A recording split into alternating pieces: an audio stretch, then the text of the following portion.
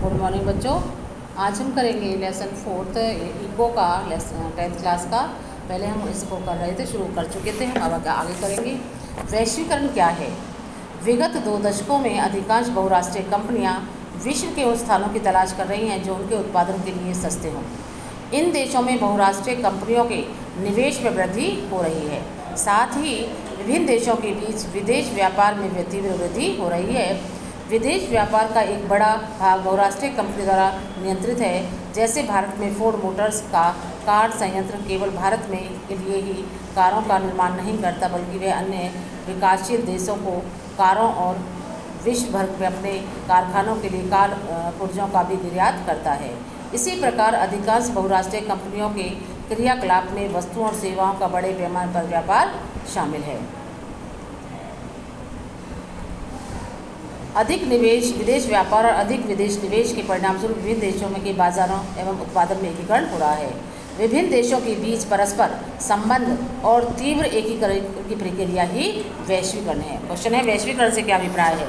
विभिन्न देशों के बीच परस्पर संबंध और तीव्र एकीकरण की प्रक्रिया ही वैश्वीकरण है। आगे समझ में ये क्वेश्चन है, बहुराष्ट्रीय कंपनियां वैश्वीकरण की प्रक्रिया में मुख्य भूमिका निभा रही हैं, क्योंकि बहुराष्ट्रीय कंपनियां क्या है, विदेशों में भी विदेशी यहाँ लग रही हैं और यहाँ की विदेशों में जा रहे हैं, लगा रहे हैं, अपनी कंपनियां लगाते हैं। तो क्या है कि आपस में संबंध हो रहा है, तो इसी प्रक्रिया को क्या कहते हैं? वैश्वीकरण। बहुराष्ट्रीय कंपनियां वैश्वीकरण की प्रक्रिया में महत्वपूर्ण भूमिका निभा रही हैं। विभिन्न देशों के बीच अधिक से वस्तुओं और सेवाओं, निवेश और प्रौद्योगिकी का आदान प्रदान हो रहा है। विगत कुछ दशकों की तुलना में विश्व के अधिकांश भाग एक दूसरे की अपेक्षाकृत अधिक संपर्क में आए हैं। वस्तुओं, सेवाओं, निवेशों और प्रौद्योगिक टेक्नोलॉजी के अतिरिक्त विभिन्न देशों को आपस में जोड़ने का एक और माध्यम हो सकता है। यह माध्यम है विभिन्न देशों के बीच लोगों का आवागमन।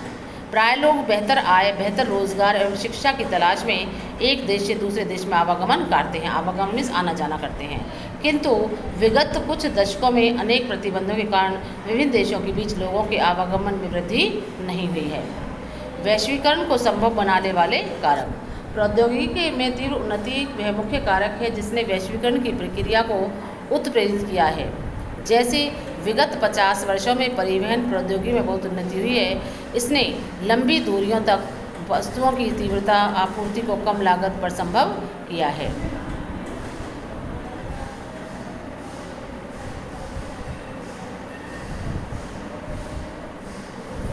इससे भी अधिक उल्लेखनीय है सूचना एवं संचार प्रौद्योगिकी का विकास। वर्तमान समय में दूर संचार, कंप्यूटर, इंटरनेट के क्षेत्र में प्रौद्योगिकी द्रुत गति से परिवर्तित हो रही है।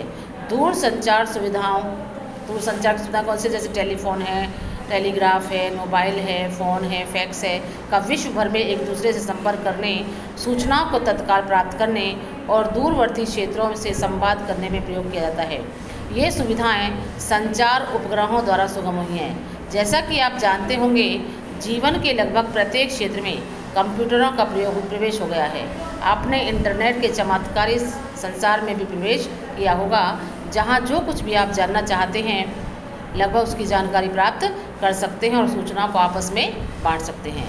इंटरनेट से हम तत्काल इलेक्ट्रॉनिक डाक भेज सकते हैं और तत्काल अत्यंत कम मूल्य पर विश्व भर में बात कर सकते हैं।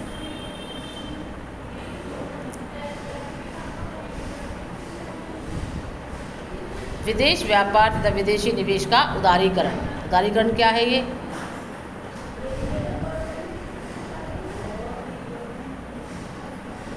सरकार द्वारा अवरोधों अथवा प्रतिबंधों को हटाने की प्रक्रिया क्या कहलाती है? उदारीकरण। विदेश व्यापार एवं विदेशी निवेश का उदारीकरण। हम भारत में चीनी खिलौनों के आयात वाले उदाहरणों पर वापस लौटते हैं। मान लीजिए कि भारत सरकार खिलौनों के आयात पर कर लगाती है, तब क्या होगा? इसका अर्थ है कि जो लोग इन खिलौनों का आयात करना चाहते हैं उन्हें इन पर कर देना होगा।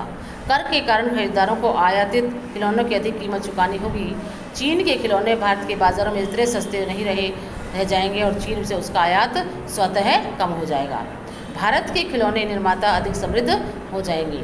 आयात पर कर व्यापार अवरोधक का एक उदाहरण है। जो आयात का होता है, जो विदेशों से चीज़ें हमें मंगाते हैं, यहाँ पर आती हैं, निर्यात जो यहाँ से चीज़ें जाती हैं। इसे अवरोधक इसलिए कहा गया है क्योंकि यह कुछ प्रतिबंध लगाता है। सरकारें व्यापार अवरोधक का प्रयोग विदेश व्यापार में वृद्धि या कटौती करने और देश में किस प्रकार की वस्तुएं कितनी मात्रा में आयातित होनी चाहिए यह निर्णय करने के लिए कर सकती हैं। स्वतंत्रता के बाद भारत सरकार ने विदेश व्यापार विदेशी निवेश पर प्रतिबंध लगा रखा है। देश के उत्पादकों को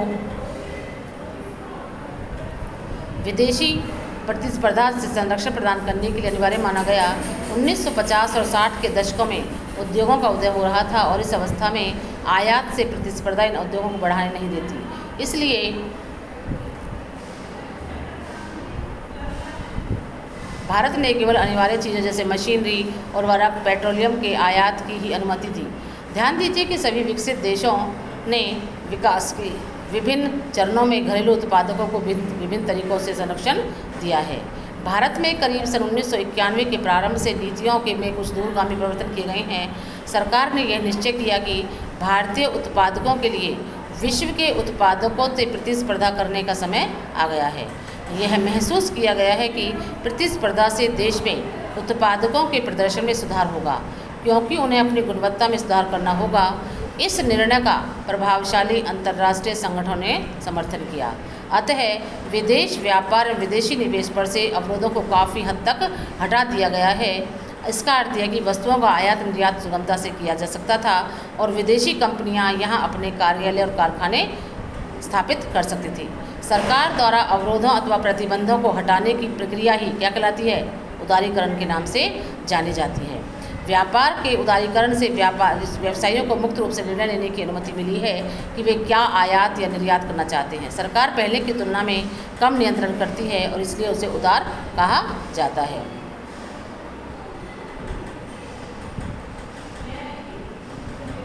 आयात पर एक प्रकार का व्यापार अवरोधक है।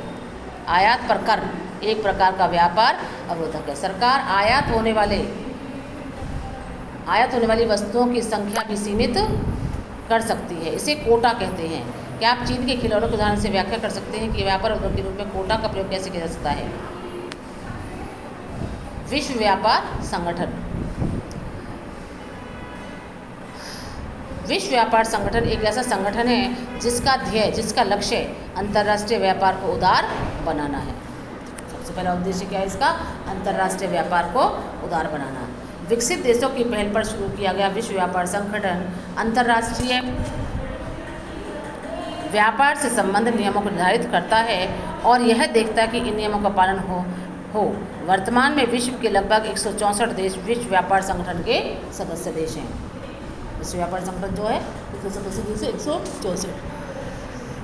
यद्यपि विश्व व्यापार संगठन सभी देशों को मुक्त व्यापार की सुविधा देता है, परंतु व्यवहार में यह देखा गया कि विकसित देशों ने अनुचित ढंग से व्यापार अवरोधकों को बरकरार रखा है।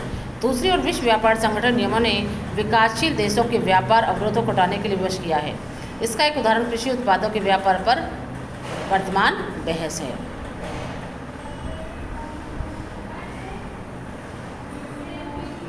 जैसे दे रखा है ये, भारत में अधिकांश रोजगार सकल घरेलू उत्पाद का महत्वपूर्ण भाग कृषि क्षेत्र प्रदान करता है।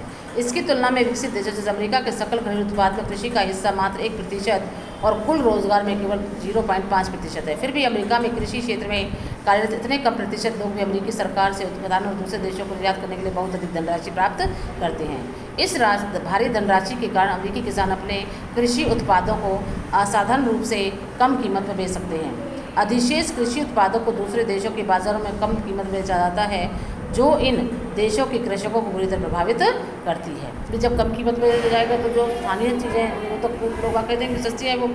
हमने विश्व व्यापार संगठन के नियमों के अनुसार व्यापार अवरोधों को कम कर दिया, लेकिन आप लोगों ने विश्व व्यापार संगठन नियमों का नजरअंदाज कर दिया और अपने किसानों को भारी धनराशि देकर बरकरार रखा।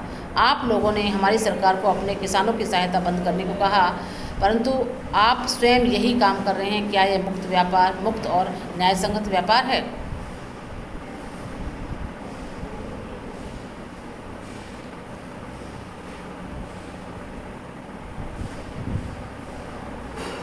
तो आज हम इतना ही करेंगे। नेक्स्ट अगली क्लास में करेंगे। इसके क्वेश्चन आंसर आपको भेज